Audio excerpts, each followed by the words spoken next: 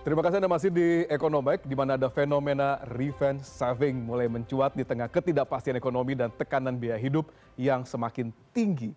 Jika sebelumnya masyarakat ramai membicarakan revenge spending sebagai pelampiasan usai masa pembatasan aktivitas, kini tren tersebut berbalik arah. Generasi muda hingga kelompok produktif memilih menahan konsumsi dan meningkatkan tabungan secara agresif sebagai bentuk balas dendam terhadap kondisi keuangan yang sempat tergerus.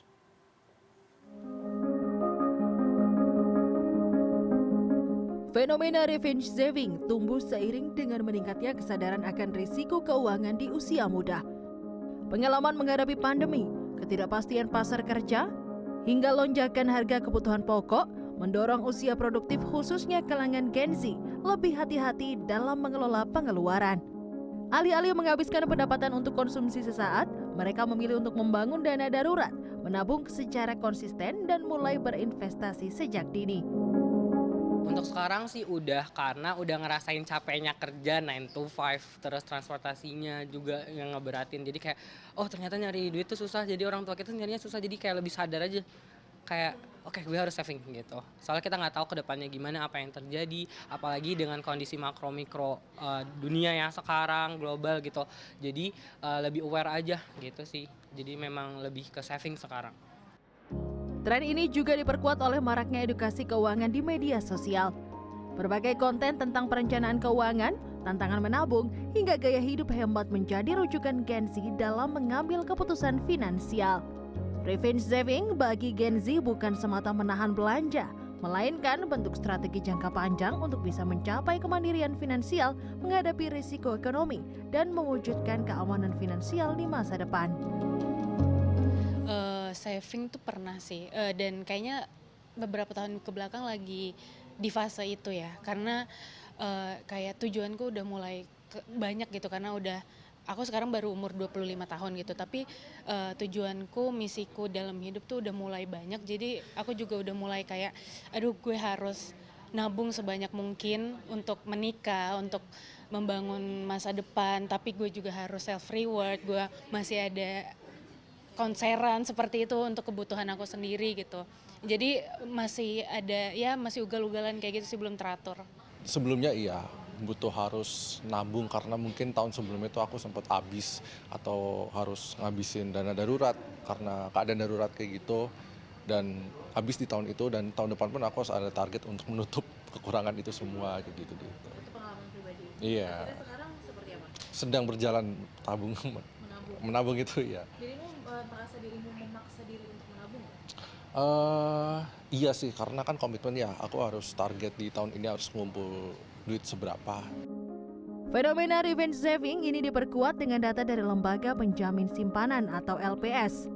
LPS mencatat pada November 2025 simpanan masyarakat yang dijamin kini menembus sekitar 9.000 triliun rupiah. Angka tersebut menunjukkan lonjakan signifikan dibandingkan tahun 2021 yang berada di kisaran 6.500 triliun rupiah. Simpanan bernilai kecil rentang 5 juta hingga 10 juta rupiah year on year tumbuh sebesar 8,55%. Sedangkan tabungan di bawah 5 juta rupiah tumbuh 7,91%. Ini mengindikasikan meningkatnya kemampuan penabung berskala kecil. Desi Aritonang, Ilham Aji, Jakarta. Ya, fenomena revenge saving makin terasa di awal 2026 saat ekonomi belum sepenuhnya stabil.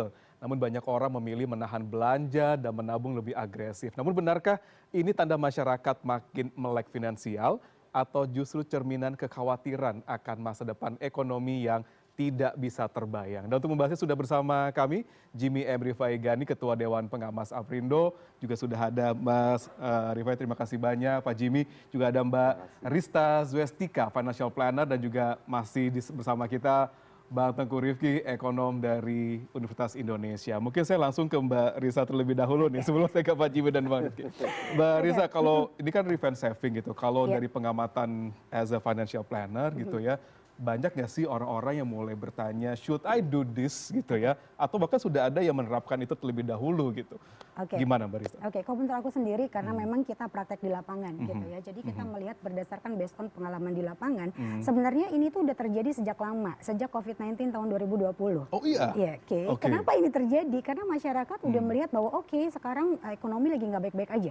Bukan ini terjadi dari 2026, tapi udah terjadi sejak COVID-19 gitu Berarti ya. 2020 tuh gitu udah ya. mulai, Itu udah mulai berdampak sekali di mana contoh kita melihat masyarakat kita masih banyak yang kehilangan pekerjaan, bisnis lagi nggak berjalan gitu ya. Sedangkan kebutuhan dan biaya hidup itu terus berjalan nih. Gitu. Jadi fenomena ini fenomena yang baru ngebum aja gitu ya. Tapi sebenarnya sudah terjadi dari tahun 2020 gitu. Dan apakah kita melihat ini adalah suatu kebaikan? Sebenarnya plus minus. Kalau dilakukan dengan tepat dan punya tujuan keuangan gitu ya. Jadi dia nggak ngerasa bahwa oke, nabungnya ekstrim sampai 70%, kemudian hidupnya 30%, besoknya makan cuma mie doang gitu ya. Yang ada kayak enggak sakit iya gitu ya. Jadi kalau dilakukan ini secara tepat dengan dia punya tujuan, maka ini akan membentuk habit yang bagus gitu. Tapi kalau hanya karena ketakutan dan tetap tidak punya tujuan, once ketika ketakutannya hilang, habit yang tidak menabungnya tadi jadi akan mulai lagi tuh. Akan mulai lagi. Ini menarik sih gitu ya. Kan kalau kita revenge saving ini adalah kayak tadi disampaikan, orang akan semakin menabung nih karena ada kegalauan di sana. Betul, gitu kan. Karena ada ketakutan. Ada ketakutan. Gitu. Jadi hal hasil adalah dia mengecangkan ikat pinggang untuk beli goods atau dia mungkin mau jalan-jalan atau segala macam. Kalau dari sisi retail sendiri, Mbak Jimmy, apakah itu terasa atau makin terasa nih di 2026 gitu bahwa ada pelemahan di sektor retail gitu dengan adanya fenomena revenge saving ini sendiri? Kalau kita lihat ya Mas ya, jadi memang pertumbuhannya itu memang lebih terbatas. Jadi kita melihat mungkin kita nggak ngerasakan revenge saving itu sendiri ya, terutama untuk yang essential. Kalau misalnya makanan, minuman, kemudian FMCG, orang kan tetap harus mandi, orang tetap harus berdandan dan seterusnya. Tapi yang lebih terasa tuh yang non essential, kayak fashion misalnya kan, aksesoris itu kan orang-orang kan mulai lebih wise sekarang mungkin ya. Jadi instead of mereka jadi bukan tidak belanja, tidak makannya nggak dikurangi dari misalnya 3 kali jadi 2 kali, tapi mereka lebih konsumen sekarang tuh lebih bijak lah ya, sehingga mereka mencoba untuk menggunakan uang yang tidak bertambah gitu kan, gajinya misalnya naiknya juga mungkin hanya marginal, kemudian juga kemampuan untuk mendapatkan tambahan uang itu juga terbatas, sehingga akhirnya mereka harus bijak untuk mengelola uang yang ada ini dengan membelanjakannya dengan bijaksana gitu. Nah, tetap belanja yang essential sehingga di retail itu berputar, tetapi tetap ada pengurangan. Tetap ada pengurangan. Nah, kita kan tahu bahwa di Indonesia ini kan konsumsi itu merupakan backbone daripada growth gitu kan. Nanti kan mungkin dibahas juga. Jadi ya selama tetap ada belanja, kemudian satu hal lagi ya kita tentunya berharap bahwa harga-harga itu sendiri nggak naik gitu, nggak terlalu naik, sehingga pada akhirnya masyarakat bisa tetap bertahan walaupun daya belinya nggak meningkat lah. Baik, sebelum saya ke Mbak Rifki terkait dengan konsumsi rumah tangga itu adalah backbone kita. Saya sedikit ke Mbak Rista. Mbak Rista, sebenarnya ini bakal berlanjut lebih ugal-ugalan nggak sih untuk saving ini gitu? Kalau kita melihat nih dengan kondisi yang tidak menentu, global tension yang dibahas luar biasa di Davos, kehilangan pekerjaan, ada disparitas yang cukup tinggi dari sisi perekonomian, itu gimana? Kelihatannya makin ugal-ugalan atau makin bertambah-tambah gitu ya. Sebenarnya semuanya balik lagi ke diri kita masing-masing gitu ya. Buat sebagian masyarakat yang memang punya edukasi dan literasi keuangan yang baik gitu ya, spending ini tadi yang aku bilang di awal, ini bagus karena dia melakukan spending untuk kata Pak Jimmy tadi gitu ya. Mereka udah bijaksana mengatur keuangannya, mana yang perlu dibelanjakan, mana yang perlu ditahan gitu ya. Karena tadi dibilang dunia secara global lagi nggak baik-baik aja gitu. Jadi kalau misalnya ngomongin secara makronya jadi lebih pusing, ya udah ngomongin mikro mikro rumah tangganya aja gitu. Jadi ini tuh sebenarnya akan berlangsung lama kalau misalnya kita nggak punya ilmunya gitu ya. Tapi kalau misalnya kita punya ilmunya dan pada saat pola pengaturan keuangannya itu nggak terlalu ekstrim, ada uang yang kita bisa saving, ada uang yang kita juga buat konsumsi, ada uang buat kita liburan gitu ya, itu tetap akan berjalan dengan baik gitu.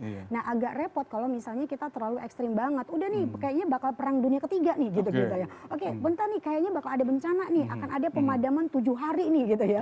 Semakin takut gitu itu terlalu ekstrim buat kita. Bahkan nanti ketika dalam kita titik jengah atau kita titik bosan gitu ya, malah yang tadi udah deh belum tentu kejadian, udah deh belanjain aja deh duitnya. Ambil aja semuanya gitu ya.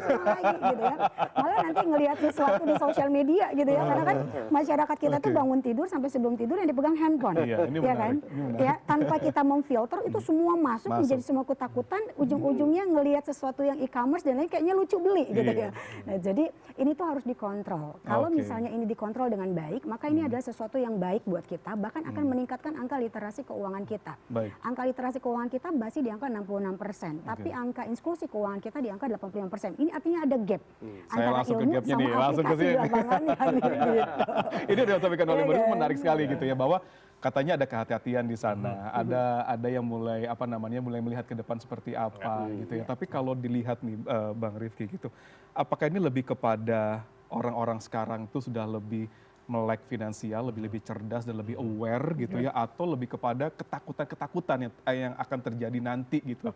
Karena kita lihat sekarang mungkin ada layoff banyak segala macam, itu akan lebih kemana sebenarnya? Oke, sebetulnya dua hal. Yang pertama saya bisa bilang sebetulnya ini dua-duanya terjadi gitu. Karena ketakutan jadi lebih aware gitu. Nah, karena pertama mungkin dari mana ketakutan ini muncul? Satu, sebetulnya dari 2018 sampai 2024 itu kelas menengah turun. Turun sekitar 7 sampai 9 juta. Apa sih artinya kelas menengah? Kelas menengah itu kelas yang hidupnya financially stable. Artinya misalnya ada bencana, satu anggota keluarga terkena musibah atau dia kena layoff, itu income-nya masih aman untuk beberapa bulan.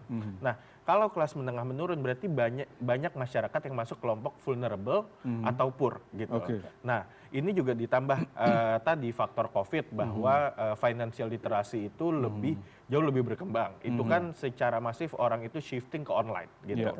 Kelas kerja, meeting, segala macam, dan ini makin banyak nih konten-konten online yang secara bagusnya salah satunya adalah financial literacy gitu. Jadi masyarakat lebih aware akan bagaimana kemudian mengalokasikan savingnya. Tapi lagi-lagi apapun yang ekstrim dan impulsif selalu nggak bagus. Ekstrim spending nggak bagus, ekstrim saving pun nggak bagus. Jadi kita harapkan bahwa fenomena ini ujungnya membuat mereka lebih memahami, lebih mengerti bagaimana cara saving yang betul gitu. Nggak hanya karena ketakutan nggak bisa memenuhi kebutuhannya di masa mendatang. Kalau dari sisi retail sendiri, Bang Jimmy, bagaimana beradaptasi dengan fenomena yang ada sekarang di mana orang tuh lebih prefer untuk saving gitu sekarang? Ya kalau kita harus menyesuaikan ya, artinya kan kalau misalnya salesnya turun, ya kita harus memastikan bahwa kita lebih kompetitif. Artinya kembali lagi, orang bukannya nggak belanja, tapi mereka satu melakukan pembelanjaan yang lebih bijak, yang kedua saving itu kan sebenarnya esensinya adalah belanja yang ditunda, jadi nggak belanja sekarang. Kita rubah mindsetnya ya, gitu ya. Bukan tidak belanja, tapi belanja ditunda. Gitu. Betul. Nah kadang-kadang penundaan itu tadi kayak Mbak Risa sampaikan, dengan adanya sale, ada promo dan seterusnya, bisa aja mereka akhirnya impulse buying gitu kan. Nah ini juga salah satu strategi juga, makanya di industri. Apa menunggu itu sebenarnya? Contoh gitu ya, kita kalau Nataru kemarin, ini menjelang nanti Ramadan, kemudian Lebaran, itu tetap akan naik.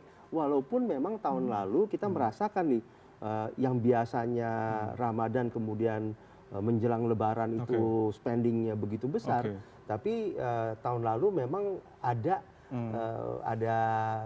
pelambatan dari spending yang biasanya begitu besarnya. Nah, jadi kita melihat bahwa memang peritel ini perlu mawas diri, artinya melakukan berbagai inovasi. Ya antara lain juga omnichannel ya, artinya kan kita tadi kalau misalnya mereka susah untuk ditarik nih, kan harus narik nih mereka untuk ke toko kan gitu ya. Tapi kalau mereka nggak narik, kita harus lakukan inovasi dengan bentuk omnichannel. Ya sekarang kan pakai orang makanya kepake social media, kemudian bisa belanja online dan seterusnya. Kita harus manfaatkan itu. Karena tadi esensi daripada saving itu kembali lagi bukan yang tidak akan belanja gitu ya. Kecuali mereka invest. Nah, ini juga kelihatan ada fenomena seperti itu. Mereka bukan hanya saving tetapi juga sebagian dari saving itu mereka masukkan ke dalam investasi. Saya ke Mbak Rista. Mbak Rista, sampai selevel mana bahwa revenge saving ini benar-benar menjadi penyakit sebenarnya? Tapi jangan dijawab dulu. Kita akan bahas kenapa revenge saving bisa menjadi penyakit yang malah membuat kita merusak ekonomi dan juga keuangan kita. Sesaat lagi tetap di Ekonomi.